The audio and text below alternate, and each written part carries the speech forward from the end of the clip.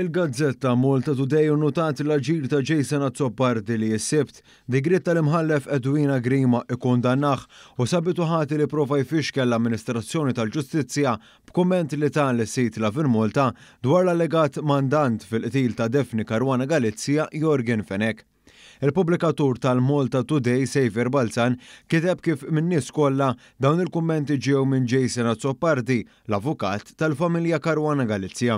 Balzan jgħid li Azzopardi jaf aħjar u nnota kif dak li kien deputat nazzjonalista u llum qed imexxi kampanji li jibdew minnu u l-Aqda Repubblika.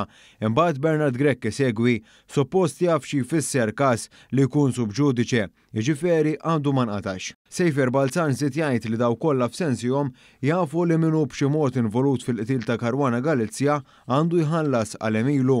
Fil-fatt fuq dan il-qtil hemm 3 persuni li diġà nstabu ħatja u qed jiskontaw pena ta' priġunerija li huma Vince Muscat magħruf bħala l-Koħħu u l-aħwa de Giorgio George magħruf bħala ċ-Ċiniż u Alfred magħruf bħala l-Fulu.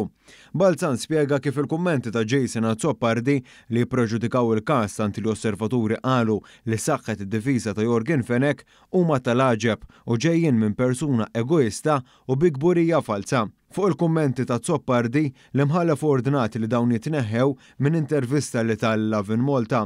Balzan innota wkoll li Jason Azzopardi u Roberta Aquilina tal-Aqda Repubblika l-ewwel jiġbdu l-ispakuma imbagħad il-Partit Nazzjonalista jsegwi tant li jisu ma jeżistix Partit Nazzjonalista. Fl-artiklu tiegħu Here We Go Again, Sejfer Balzan jgħid li hu jiftakar ukoll il Jason Azzopardi waqt il-karriera politika tiegħu, il-karattru orribli tiegħu, ir-relazzjoni tiegħu ma' negozjanti kbar u l-ipokrezija tiegħu fuq diversi temi.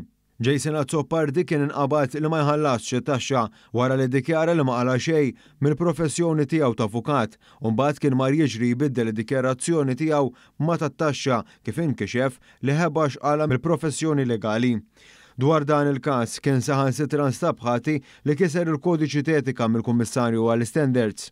Fi żmien li kien responsabbli mill-artijiet fil-gvern ta' Lawrence Gonzi, espropriazzjoni tar tal-Fekruna u l-art tal-Lavinbraw li ngħatat lil Zaren Vassallo kienu xielu bozzozz ħomor.